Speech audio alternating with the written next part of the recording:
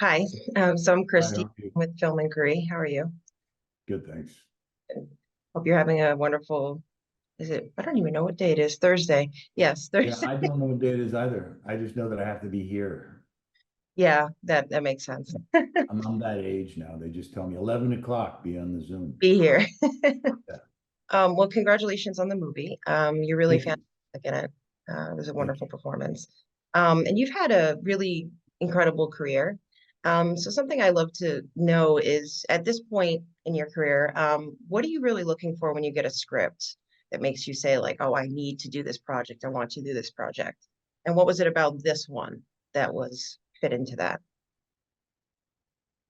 I don't think there's anything that I'm consistently looking for. I think it's like serendipitous. You know, if something resonates for me, we shot this back in 2020 during the pandemic, and I had been holed up in eager to work, and the idea of working in Venice really seemed amazing to me. But I think the biggest part of it was that my father was really sick, and I'm no spring chicken either. And I felt that while at the core this is really a love story, I also felt that it was about mortality and one person who, in a very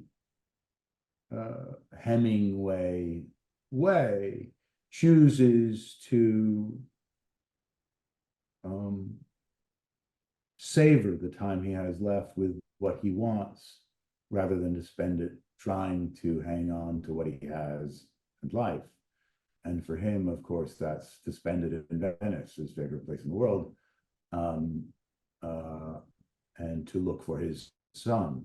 Um, and it was just something that when I read it, I thought it was really beautiful, and those questions around mortality, those questions around relationships and and age are just things that I felt like would be interesting for me to work on at this point in my life. Okay, I love that. And I'm sorry to hear about your father. Um, yeah, so I mean, Venice, speaking of Venice, it's kind of a character in the film itself. What was it like shooting there, and how much of that do you think was kind of worked itself into the film as far as it being another character? Extraordinary. I mean, it really was, I think, the best year of my life.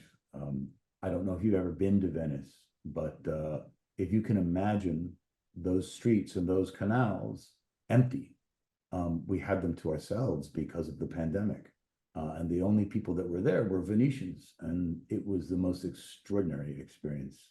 Also because of the pandemic and some other issues, we were stuck there for almost a year. And it was just the best year of my life. Not just on a personal, selfish level, but it was also perfect for the film. It was just to indulge in the same way that Hemingway had, to be in that atmosphere that he loved so much, the places where he wanted to eat and drink and walk and sit, and the sights were all there right in front of me in all of their glory without any tourism or complications. Or it was just it was exquisitely beautiful. And I think in terms of Venice being another character, absolutely in the story, in both his novel and there's a wonderful book by Andre de Robilant called Autumn in Venice, which is about Hemingway's time in Venice that I read before we started, which was very helpful. Um, um, and this is a man who knows he's going to die, and he knows it could happen at any minute. And the one place he wants to go is Venice. So certainly, she's a character in the film. Arguably, I think it's a love story, and most people um, think it's with the young woman, but I think it's with Venice. And the young woman is a byproduct of Venetian beauty. She's there, and she's why Venice is so wonderful, because of the character of Venetians. But it's certainly, in my mind, Hemingway's, and by proxy Cantwell's, love affair with a city, and wants to die. Yeah, that's lovely. So it sounds like you had a love story with Venice as well. She's still there. I did.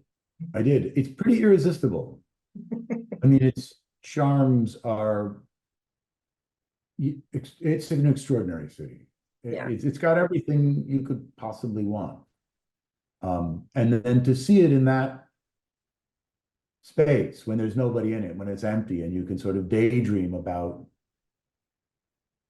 the history of that city and the food and the culture, it's just Be transported. extraordinary. Yeah. Oh, I love that. So this is, I mean, it seems I have not read the book. I need to read the book. But it seems like it is very, obviously there's changes, but very much the dialogue is Hemingway. And so I'm just wondering, like, how much of that was there any opportunity to change it, or, collaboration in that way with the writer and director?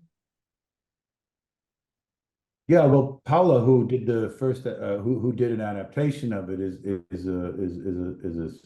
Spanish. So there was plenty of conversations around, what are appropriate idioms and switches for English, and certainly period English and all of that. But yeah, once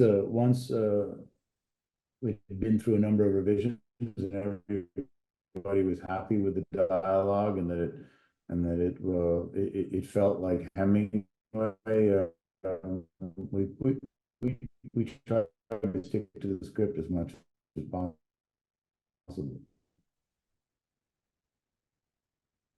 So you're breaking up a little bit. I'm just trying to make sure I'm not going to talk over you. Oh, I'm sorry. Did you hear my answer? Yes, Did you hear me? I did get your answer. I just wasn't sure if I was going to start talking over you. Oh, yes. Life of Zoom, right? Got to keep it interesting. So, well, I just think it's wonderful. I think it sounds like it really was a serendipitous opportunity for you, timing wise. And I was going to ask what it was like to bring Hemingway's this character in one of his last to life. But you've kind of already given me those answers without asking, which is beautiful. So what are you kind of hoping people will take away from the film and your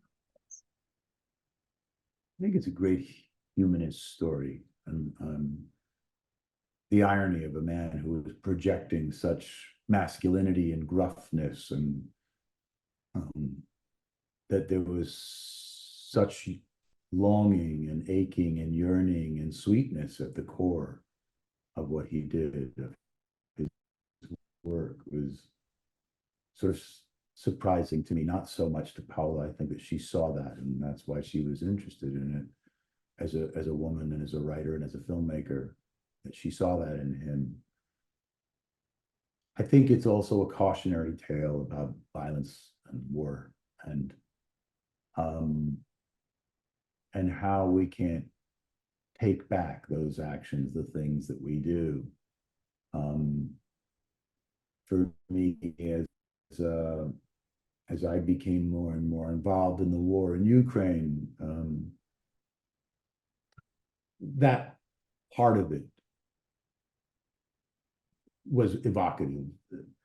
The idea that in 2022, 23, 24, that we would see ground wars happening in the world just seems unreal and outrageous. And I think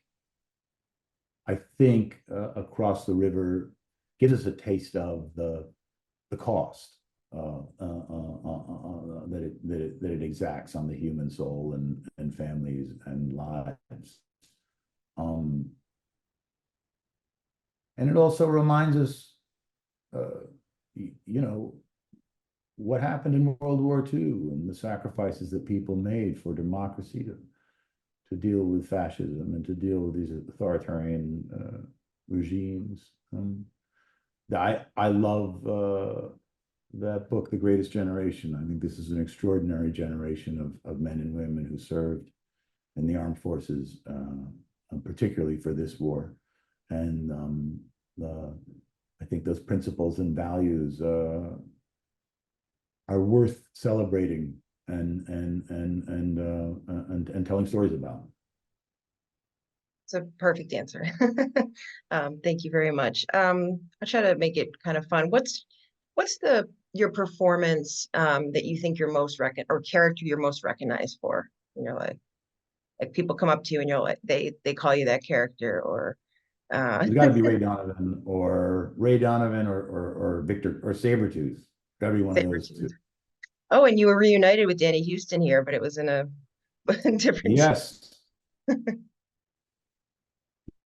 Danny is an old dear friend, and he was kind enough to bail us out when we were desperate for an actor, and it was just great to be working with him again. Will you be in a Deadpool movie as Sabretooth? In a heartbeat.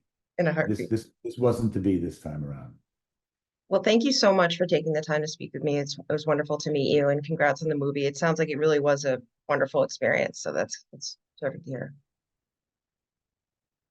Thank you. Thanks, and I hope you have a great rest of your day. You too.